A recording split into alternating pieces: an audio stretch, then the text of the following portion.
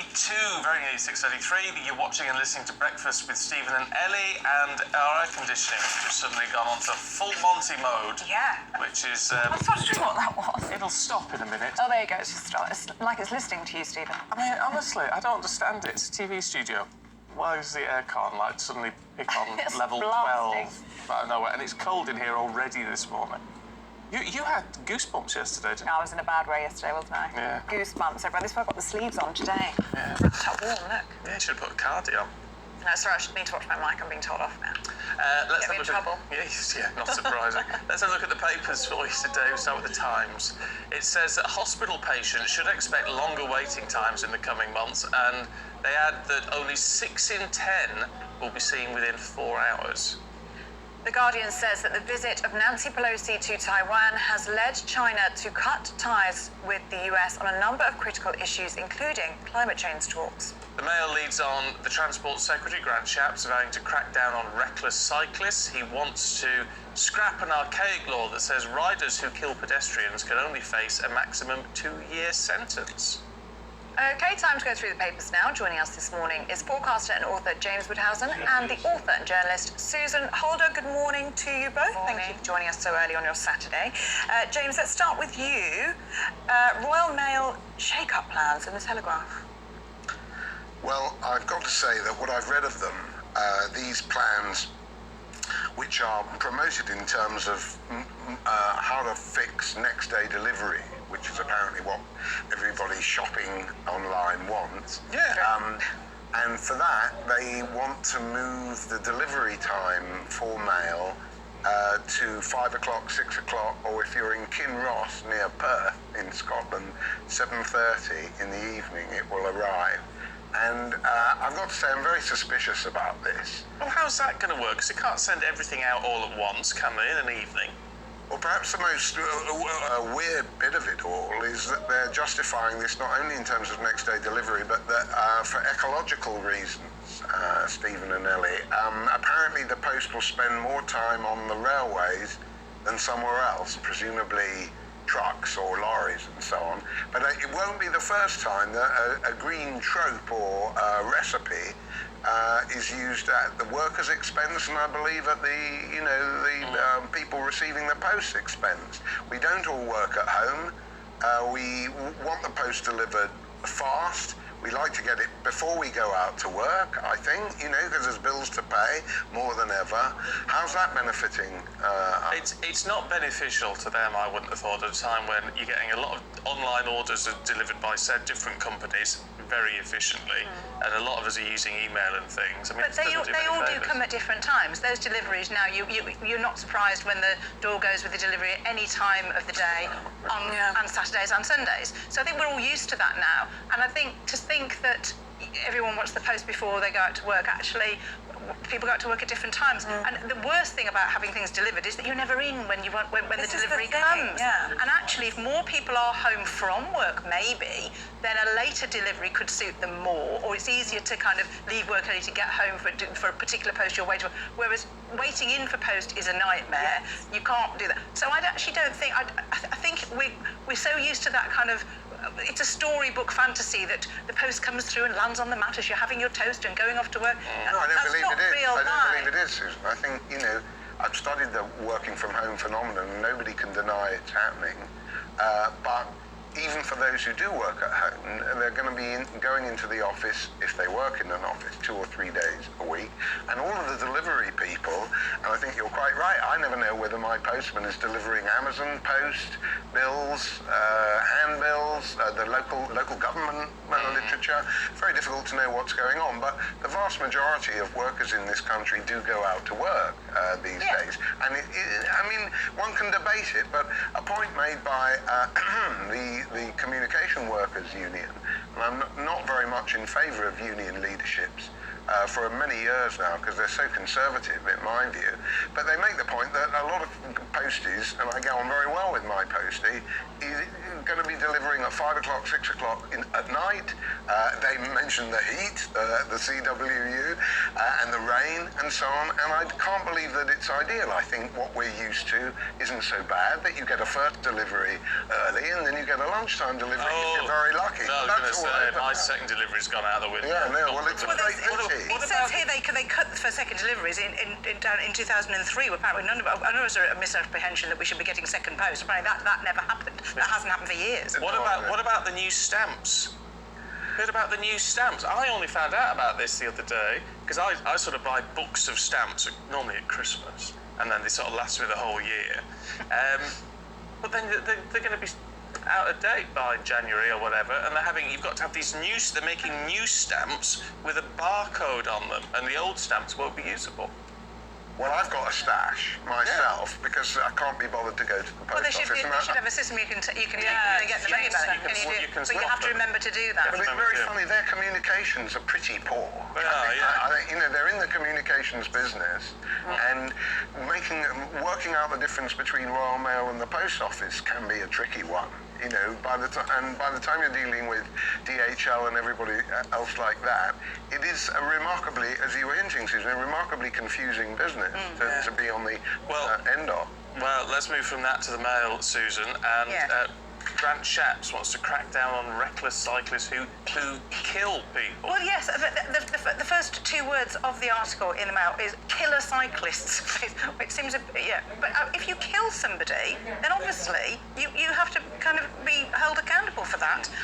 However you do it, I'm quite shocked to think that you could get away with killing somebody, and because of the way you do it, I presume, I would have thought that if the end result is death, then actually the sentence should obviously be kind of in line with that. So yes, he is saying that he wants cyclists to be treated the same as reckless motorists.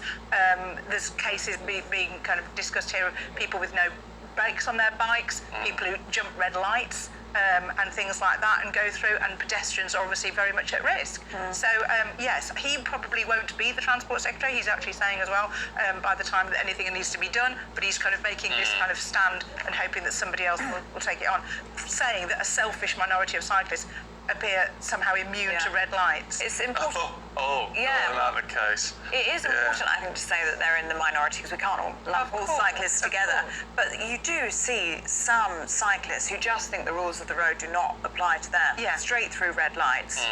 I don't understand is they're the ones most at risk actually of that behaviour. If they're jumping a red light, if they crash into a pedestrian, and actually the impact on them is as bad as the pedestrian as well. So it is very risky for them themselves. It's wrong to generalise, but I cycle myself. I won't be allowed in a car, but I think when you look at a sanctimonious minority that believes it's saving the planet, and substituting for those dreadful polluting motorists, one's bile can rise. I think the other thing to keep a close check on is cycling on the pavement. I'm always being cornered by that.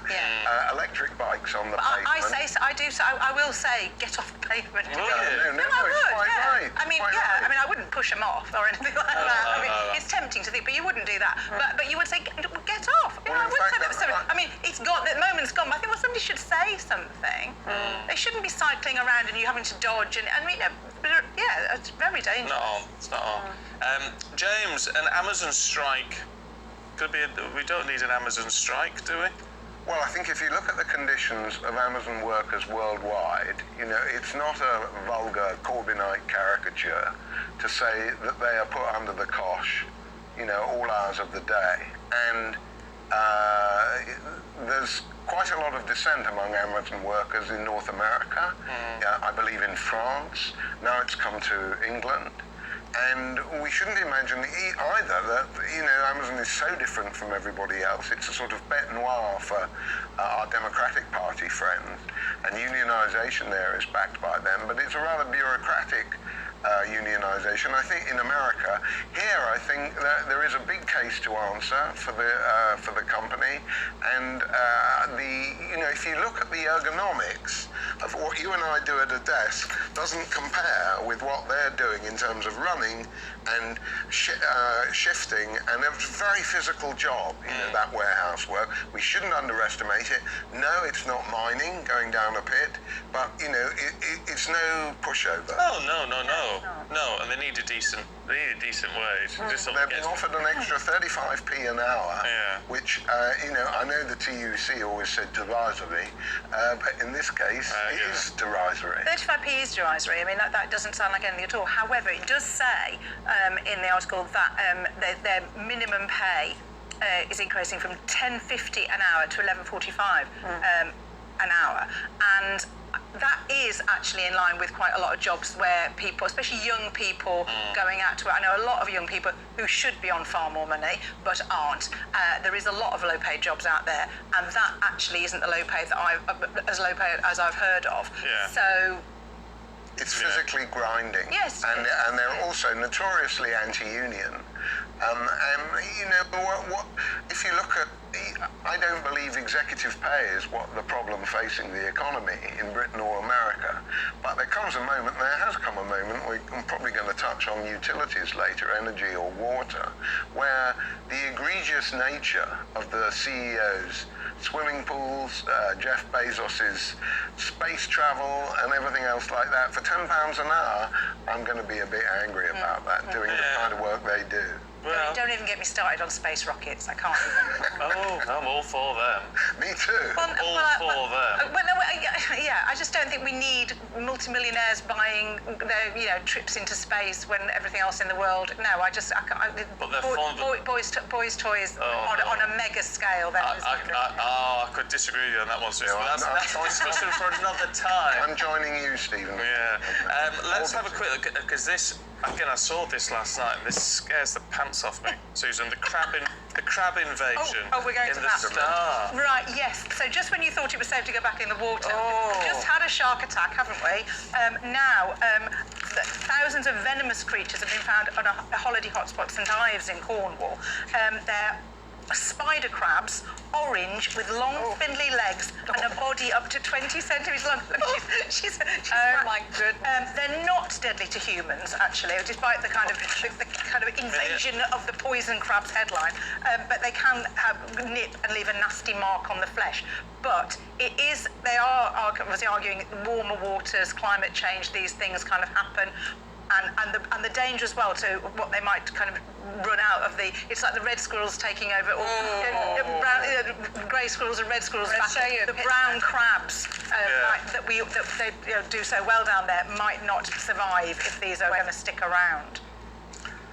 Yeah, I mean, it's just horrific. It is terrifying. It is quite I terrifying. favour eating them myself. Yeah. I love crab. They don't say that. I mean, maybe with a bit of garlic butter on, they'll be fine. And must we blame there was a great meme earlier this week where that wind farm tower caught fire in the sea, and somebody said, well, is that because of climate change, Brexit, or monkeypox, and the desire to read climate change into a crab invasion. Well, I think warmer water definitely would probably is the example of that. But that's weather, not climate. Just stay out of the water. We're not meant to be in there, clearly.